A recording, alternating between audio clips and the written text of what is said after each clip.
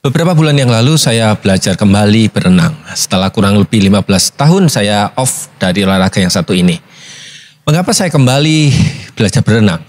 Sebab menurut keterangan yang saya baca dan konsultasi dengan orang-orang yang menderita keadaan yang sama, maka olahraga berenanglah adalah salah satu cara yang terbaik untuk mengembalikan dan memulihkan tubuh saya ini.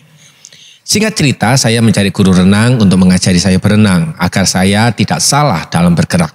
Nah, pada hari hanya saya diajarkan gerakan meluncur untuk yang pertama kalinya, yaitu gerakan mendorong tubuh ini ke depan dengan tangan menjulur sejajar dengan kepala saya. Saya lakukan.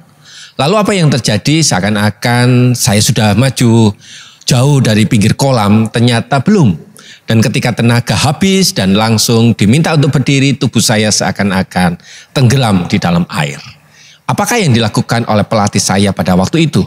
Dia berkata demikian kepada saya, "Pak, Bapak harus lebih tenang. Bapak belum tenang. Coba lagi, Pak. Sekali lagi, Bapak harus tenang." Saya kembali mencobanya. Memang ada hasilnya, tapi masih hampir sama. Saya masih sepoyongan saat saya berdiri, dan apakah yang dilakukan oleh pelatih saya tersebut? Dia berkata, "Bapak harus lebih rileks agar Bapak lebih jauh karena Bapak belum tenang. Coba lagi, Pak."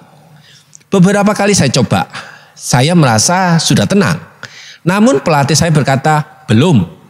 Coba lagi, Pak, lebih tenang." Sampai pada hitungan ke-puluhan, saya baru melihat hasil dari ketenangan. Ternyata sekitar 3-4 meter saya bisa meluncur.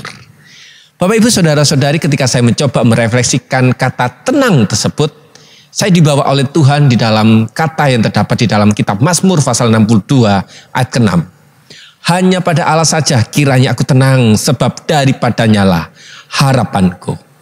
Kata tenang yang dipakai oleh pemazmur bukan mengacu pada sebuah kondisi yang aman, namun mengacu pada sebuah kondisi keadaan yang penuh dengan kondisi yang tidak mengenakan alias goncang-gancing. Kata tenang memiliki arti sebuah pengharapan, bersandar, menaruh kepercayaan karena Engkaulah yang akan membimbing kita.